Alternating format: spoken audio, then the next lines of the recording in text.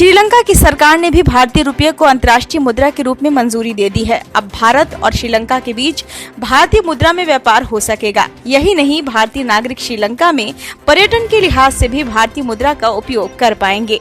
श्रीलंका पहला देश नहीं है जिसने इस तरह से भारतीय मुद्रा को अपने यहाँ मान्यता दी है।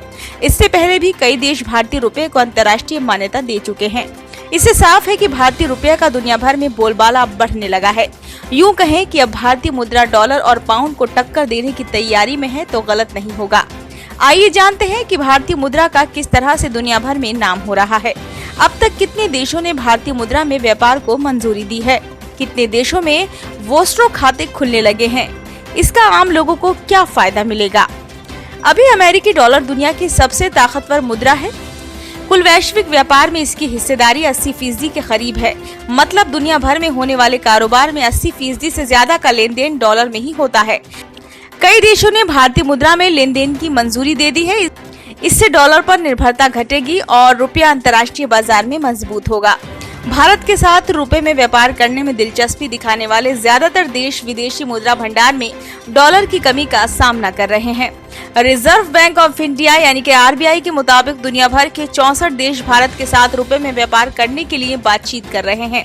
इसमें जर्मनी, इसराइल जैसे बड़े देश शामिल हैं। पहली बार यूरोपीय यूनियन में शामिल देश जर्मनी एशिया की किसी मुद्रा यानी भारतीय मुद्रा रुपए के साथ व्यापार करने के लिए आगे आया है।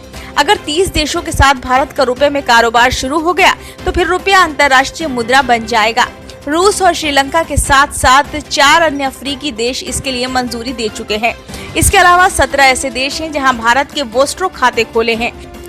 ये दूसरे देशों के साथ रुपए में बिजनेस के लिए अनिवार्य है। इन 17 देशों में 12 भारतीय बैंकों को मंजूरी दी गई है।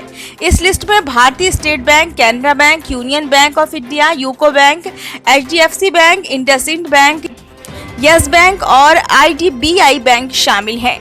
इसके बाद अगर कोई भारतीय खरीदार किसी विदेशी व्यापार के साथ रुपए में लेन देन करना चाहता है तो सारी रकम वोस्ट्रो खाते में जमा की जाएगी।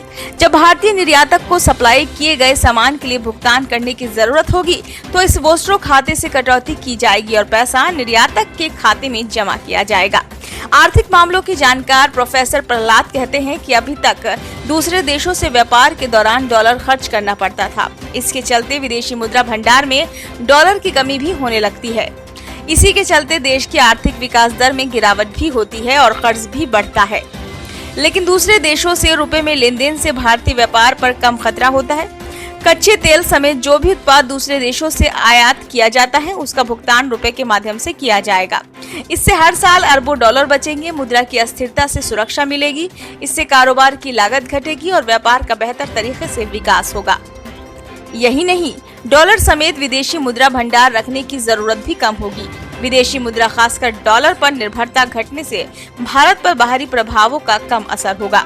उन्होंने आगे कहा कि रुपयों में व्यापार बढ़ने के साथ ही रिजर्व बैंक ऑफ इंडिया यानी कि आरबीआई को भारतीय मुद्रा के लिए खरीदार तलाशने की जरूरत नहीं होगी। इससे भारतीय रुपए की डिमांड में इजाफा होगा। विदेशी बैंकों को कन्वर्जन फीस नहीं भेजने से जो रकम जमा होगी वो देश के भीतर काम आ जाएगी। प्रोफेसर प्रहलाद के मुताबिक अंतर्राष्ट्रीय व्यापार में रुपए के इस्तेमाल से आम आदमी को भी कई लाभ होंगे। इसमें सबसे बड़ा फायदा महंगाई से मिलेगा। कई उत्पाद सस्ते हो सकते हैं। भारत और अन्य देशों के बीच खाने की तेल, ड्राई फ्रूट्स, गैस, कोयला, दवाएं समेत कई चीजों का व्यापार होता है। रुपए में ट्रेड होने से एक्सचेंज रेट का रिस्क नहीं रहेगा और कारोबारी बेहतर बार्गेनिंग करते हुए सस्ते में डील फाइनल कर सकते हैं। इससे वह सामान आम आदमी तक सस्ते में पहुंचेगा। ब्यूरो रिपोर्ट, नई दिल्ली।